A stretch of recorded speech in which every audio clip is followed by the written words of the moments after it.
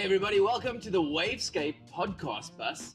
And we're bringing in different surfboard shapers that are displaying their boards here today. And today we've got from Nala Surfboards. Bro, give an introduction. How's it, guys? First of all, how's it, bro? How's it? Yeah, good to meet you. Daniel here from Nala Boards, and today we're at the Wavescape board meeting. Such an epic group of different board shapers and board brands from around Cape Town. And yeah, just super epic to see all the different boards on display and such a vibe here today. Lekker. Well, I mean, we can sit here and we can chat about so many different things, but key to this is just keeping it really quick. I hope to have a longer conversation with you sometime in the future, Dan, but I think first and foremost, like Nala Boards, how did it come about? How did your love of when did you start Nala Surfboards? Nala Surfboards hasn't even officially launched yet. Wow. So today is like a kind of a soft launch. Okay. And the idea has been there for a good number of years. And basically I come from roots in nature conservation. So nature conservation and protecting our wild spaces is my primary purpose. And when I came down the coast, absolutely fell in love with surfing and became surfing besotted. Couldn't think of anything else. And I decided I can't let my nature conservation background fall away, so I decided how can I merge nature conservation with surfing. And then I did some proper research into the surfing industry and saw how toxic the surfing industry actually is with regards to all the materials that we use, all our surfboards, wetsuits, waxes, sunscreens. So then I went and studied the sustainable surfing industry and saw that in South Africa, the industry isn't where it should be compared to international markets. So we decided to come up with a proper sustainable surf brand, making boards from recycled EPS blanks, which are completely recyclable. We're using flax fabrics instead of fiberglass cloth. We're using wooden leash plugs, bioresins. So the boards are a lot more eco-friendly than most all PU surfboards and most EPS boards. They feel really great, surf really well, made strong to last long, and yeah, it's kind of taking us into the next step of the sustainable surfing industry, which is where all surf shapers should eventually land up, hopefully within the next 5 to 10 years, because I mean, we're using the oceans, and the oceans are our sacred playground, so to say. And if we're taking toxic materials into these playgrounds the whole time, they're not going to be pristine in years to come for our children and for their children's children to enjoy. And it's hypocritical, right?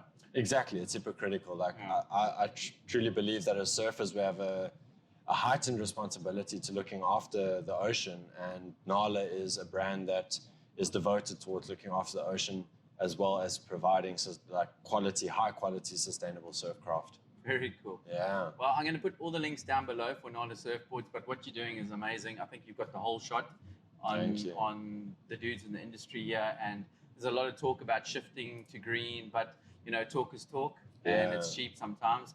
It's actually doing something about it, and that's what you guys are doing your very best to do. Yeah. So big up to you for that. Thanks, I'm going to get Ricky Basnett in here because I'm the good cop, Yeah. and he's the bad cop. Bring in the bad cop. And he's going to ask you some pretty interesting questions that drill down into some of your surfboard shapes. Yeah, let's Okay, do it. lekker. Let's do it. Thanks, Dan. Thank you.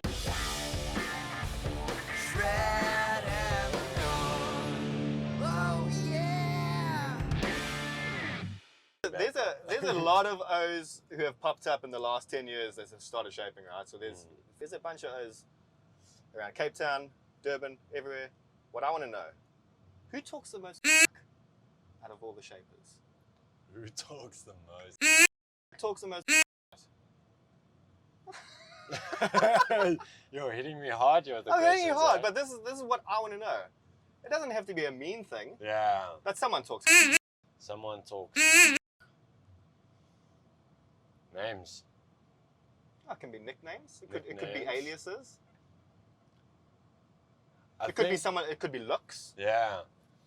I'm not gonna go with a particular shaper or brand. I'm gonna go with guys selling boards in shops, international brands that are selling boards in shops, trying to sell you that this is the best what you're gonna buy.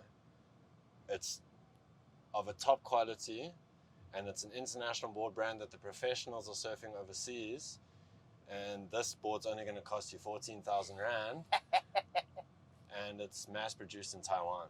Here we go. Okay. So Great answer. those salesmen that are trying to sell me this PU piece of shit that's going to break, light glassing. With sand throughs and... Exactly, sand throughs, all of that. You're talking. You're talking. Yeah. Okay. Yeah. Nice. Good answer. Second question. Where's shaping heading? Where's shaping heading? That's a good question. So Where are surfboards heading? Yeah, where are surfboards heading? So over the past few years, it's been really cool to see all the alternative surf crafts starting to like peak interest again, and a lot of guys getting into alternative shapes, not the strictly high performance, the shortboard shapes. So all these mid lengths and the alternative fish shapes, which is really cool. But the surfboard construction type of thing is hopefully in the sustainable direction, and that's what we're trying to achieve with Nala Surfboards, is just trying to create an education in the surfing industry in South Africa that unfortunately most of the boards that we're surfing are made from some kind of toxic materials, and if we keep on mass producing these boards and these toxic materials, we're not stepping into our environmental responsibility as surfers. So I'm hoping that the surfboard industry and the shaping industry is going to shift over to a more sustainable way of doing things, using more eco-friendly surfing products, and all these products are available on the market, and there are shapers out there doing them, and the eco boards are just as good quality, they last just as long, if not better. Exactly. They're strong, they surf really well, they look good. Maybe there's a slight price difference, but instead of buying a PU board every year or every second year, you buy one properly made eco EPS board and it'll last you 5 years to 10 years. Agreed. Biggest gimmick happening in surfboard construction at the moment. In construction. Surfboards in general. Yeah. What are the gimmicks that people are buying into? I've got one. Okay. These things that supposedly help you carry your boards on the beach from your car to the water, all the 50 meters, and it's like a whole plastic rod that you have to hold onto and hook onto your board just to carry your board. I mean, yeah, that sounds surely, fun. like, doesn't that work? Yeah. Your arms got long enough reach to get through the width you know of your that board. that does that African dude that does the reactions when he needs to do something like that, and then just use your hand. Or one of those board carriers. I mean, how crazy? Yeah, the board carrier right here. Exactly.